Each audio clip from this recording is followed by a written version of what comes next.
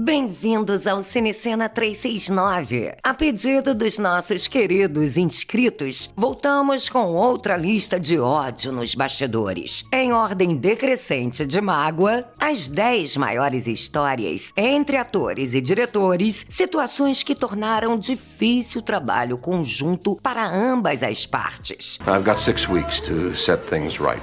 E o número 1 é explosivo, porque é literalmente criminoso. E enquanto rola a vinheta, aproveita para deixar aquele like. Cinecena 369. Número 10, Gene Hackman e Wes Anderson, em Os Excêntricos Tenenbaums. O lendário ator Gene Hackman e o ícone indie Wes Anderson entraram em conflito sério no cult movie Os Excêntricos Tenenbaums. E foi basicamente um conflito de gerações, segundo a fofoca nos sets. Gene Hackman estava há poucos anos de uma aposentadoria, enquanto Wes Anderson estava crescendo em reconhecimento entre os cineastas de Hollywood. No Festival de Cinema de Nova York de 2011, os co-protagonistas de Os Excêntricos Tenenbaums recordaram que Hackman aparentemente disse para o diretor puxar as calças para cima e agir como um homem,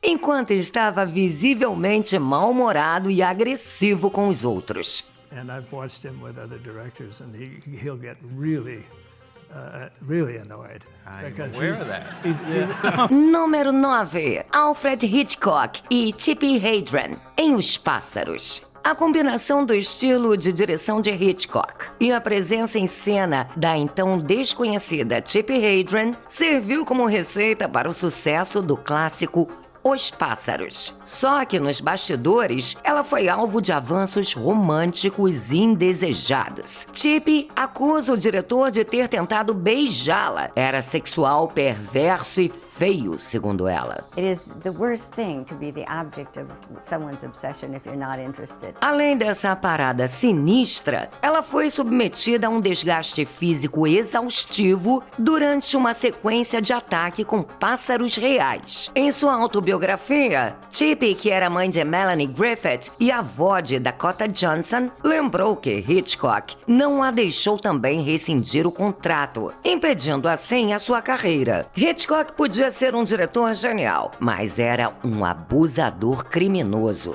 Número 8. Katherine Heigl e Judd Apatow, em Ligeiramente Grávidos. O motivo para o problema entre Katherine Heigl e o diretor Judd Apatow em Ligeiramente Grávidos foi uma entrevista à Vanity Fair em 2008, onde a atriz disse que o filme era um pouco sexista e lamentava a forma como sua personagem era retratada em comparação com seus colegas de elenco masculinos. Really?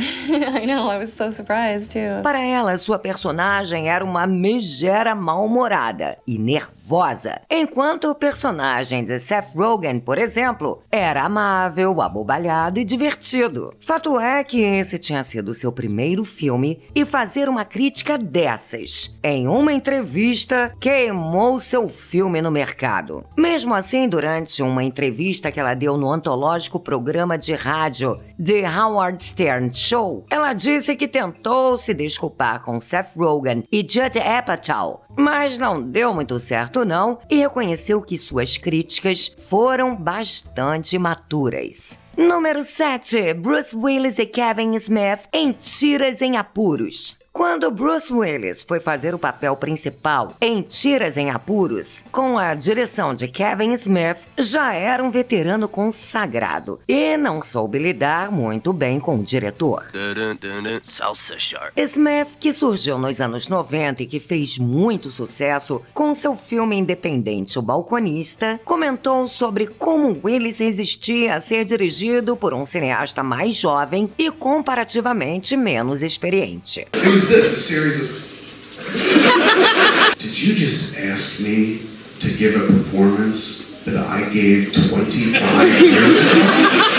O porta-voz de Bruce Willis negou qualquer atrito entre os dois, enquanto o próprio Smith admitiu que se sentia intimidado pelo ator, o que resultou na sua falta de autoridade no set. Número 6. Bill Murray e Harold Ramis, em Feitiço do Tempo. A relação criativa entre o ator Bill Murray e o ator e diretor Harold Ramis começou na década de 70, quando fizeram juntos Ghostbusters e Clube dos Pilantras. Mas quando foram filmar Feitiço do Tempo, as coisas desandaram. Muito graças às diferenças criativas em relação ao roteiro, assim como o jeito cínico e os atrasos constantes de Bill Murray. Does he show up on time? Well, we always know where he is. Getting him out of that motorhome can be difficult. A parada foi tão intensa nos bastidores que um dia Ramis agarrou Murray pelo colarinho da camisa e o jogou contra a parede. Número 5, George Clooney e David O. Russell em Três Reis. George é conhecido por ser um cara fácil nos sets e quando estava filmando Três Reis sobre a Guerra do Golfo com Mark Wahlberg e Ice Cube, brigou feio com o diretor David Russell, porque ficou de saco cheio dos gritos que ele dava com a equipe. Em uma entrevista que George deu a Playboy, contou que o diretor gritava com as pessoas o dia inteiro, They're this kind of fucking thing.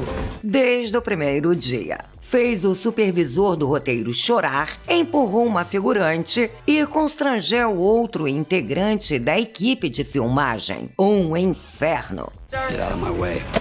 Você seria capaz de aturar esse tipo de relação no seu trabalho? Conta aqui nos comentários e vem comigo até o final, porque o número 1 foi um crime gravíssimo. Número 4, Klaus Kinski e Werner Herzog em Aguirre, A Cólera dos Deuses. Klaus Kinski não seria reconhecido como o maior ator alemão se não fossem os filmes de Werner Herzog. Filmes antológicos como Nosferatu, Aguirre, A Cólera dos Deuses e Fitzcarraldo. Kinski era inquieto, com um gênio que parecia querer saltar fora do corpo. Já Herzog era mais contemplativo. Ambos se complementavam, mas Kinski era sabidamente egocêntrico e violento nos sets. Agredia maquiadoras, figurantes. Então, quando estavam fazendo Aguirre, Kinski ameaçou abandonar as filmagens. Herzog então pegou uma arma, ameaçou matá-lo e depois se matar se ele não voltasse a fazer o filme. A relação deles foi tão explosiva que Herzog fez o documentário Meu Melhor Inimigo,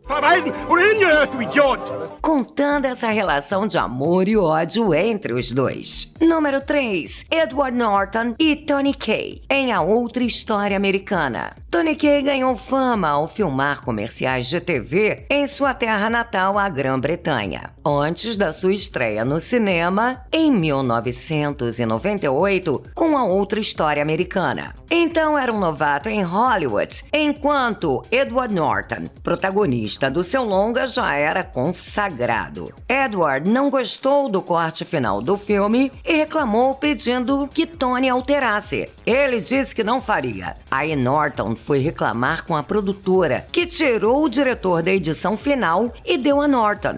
My vision of the film never made it! Ou seja, o próprio diretor foi banido da sala de edição após não entregar cortes satisfatórios para a New Line Cinema. História bem parecida com a do Bruce Willis e do Kevin Smith, que vimos aqui no Cinecena 369. Mas me conta, o que você acha disso? Desses atores consagrados desmerecendo o trabalho dos diretores novatos. Acha isso correto? Número 2, Stanley Kubrick e Shelley Duvall em O Iluminado. Stanley Kubrick ganhou reputação pela sua atenção aos detalhes e perfeccionismo bem documentados, além dos temas polêmicos e reveladores do sistema, como em Laranja Mecânica e De Olhos Bem Fechados. Mas no seu clássico de terror, O Iluminado, pegou pesado com a atriz Shelley Duvall fazendo o terror psicológico, porque, segundo ele, era para extrair da atriz uma performance performance desesperadora. Assim falou para todos no set que a odiassem, a isolando de todo mundo. Também fez ela chegar à exaustão durante essa cena antológica do Jack Nicholson quebrando com um machado a porta do banheiro. Shelley teve que repetir essa cena 127 vezes. Ela ficou tão nervosa com ele e com a produção do filme que chorou durante 3 meses seguidos, perdeu o cabelo e prejudicou sua saúde para o resto da sua vida.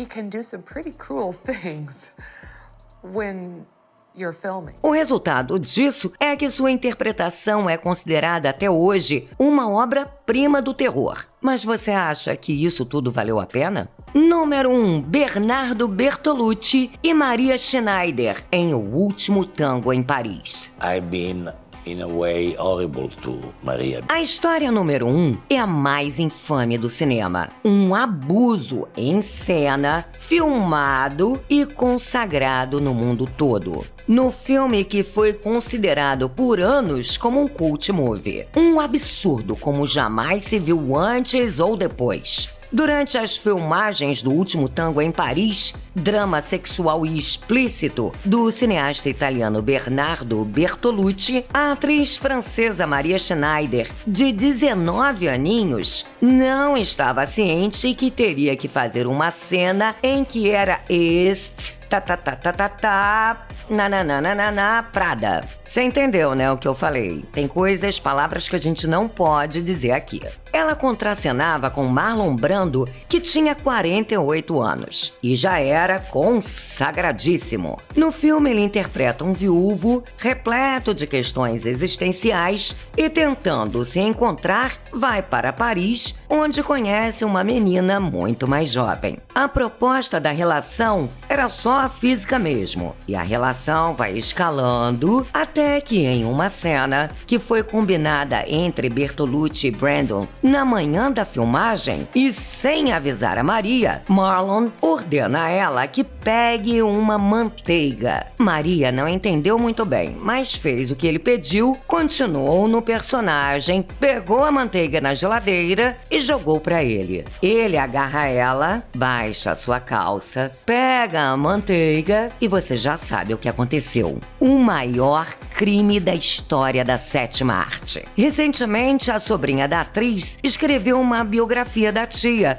contando todo o horror que ela viveu. O livro foi adaptado e originou o filme Meu Nome é Maria, com o ator italiano Giuseppe Maggio vivendo Bertolucci, Matt Dillon fazendo Marlon Brando e a atriz franco-romena Ana Maria Bartolomei interpretando Maria Schneider. Os dois filmes, O Último Tango em Paris, Um Infâmio Criminoso e Meu Nome é Maria, estão disponíveis no Prime Video. Muito além do ego e da briga nos bastidores, algumas vidas foram destruídas em cena e com o público aplaudindo crimes. Até onde vai a arte? Até que ponto atores e diretores devem se submeter a uma pseudo-perfeição dramática? Conta aqui nos comentários, deixa seu like e se inscreva no Cinecena 369 para não perder nem os crimes cometidos em nome do cinema. Cinecena.